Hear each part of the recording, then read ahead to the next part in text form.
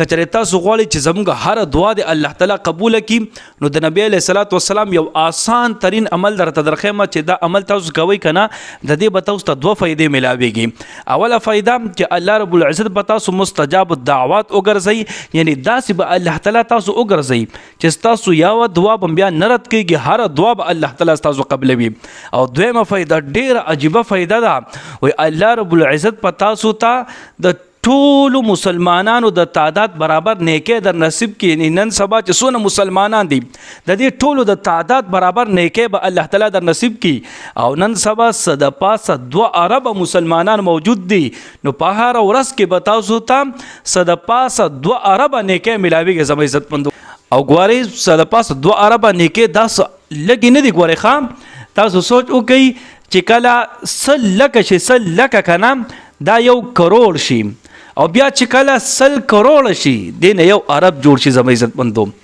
نو څه د پاسه 2 ارب دا ډیر اوچت تعداد دی زما عزتمندو. تاسو ته الله رب العزت په دې یو وړوکي شان د عمل باندې په هر ورځ څه د پاسه 2 ارب نیکۍ در نصیب کوي. نو عمل کم یو دی، بالکل آسان ترین عمل دی، نبی علیہ الصلوۃ والسلام خودلوی شوی عمل دی. کتابونو را نقل کړی دی دا حدیث په مجمع الزوائد کې موجود دی، په نور کتابونو کې دا روایت شته دی. نبی کریم صلی الله علیه وسلم فرمایي وی کم انسان چې د مسلمانانو لپاره د بخښنې دعا غواړي کنه، وی الله رب العزت په دې مستجاب الدعوات وګرځي او الله رب العزت به د ټول مسلمانانو د تعداد برابر نیکۍ د ور نصیب کړي. نو په دې د ټول مسلمانانو لپاره بخښنه څنګه غواړي دا دعا د بس دا به تاسو وایئ اللهم اغفر لي وللمؤمنین والمؤمنات والمسلمین والمسلمات. بس صرف دا درې څلور ټکي دي زما عزتمندو. دا به تاسو په ټوله ورځ کې 20 کرته برابروئ، 20 وارې به دا تاسو وایئ اللهم اغفر لي وللمؤمنین والمؤمنات والمسلمین والمسلمات.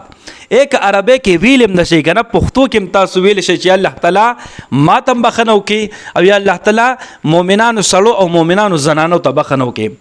بس دا دعا تاسو په ټوله ورځ کې صرف 20 کرته برابروي کنه، 20 کرته دا دعا تاسو د مؤمنانو د لپاره غواړئ.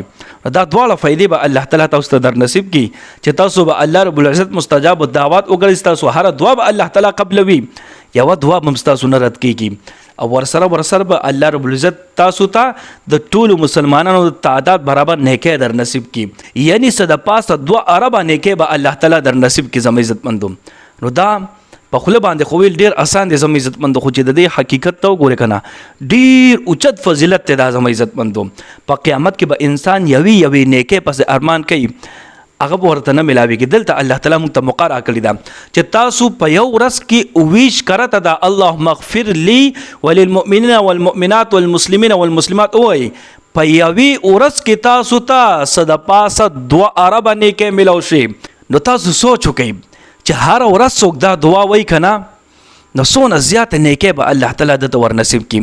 نو په دې باندې په خپل هم عمل وکئ او نور مسلمانانو سره د ثواب په نیت باندې دا ویډیو تاسو ډیره شیر کړئ چې ټول مسلمانان دا دعا زده کړي، دا شروع کړي او تاسو ته دعاګانې کوي. الله رب العزت مخ صلوات سره دعاګانې کوي، دعاګانې به کوو. الله پامان.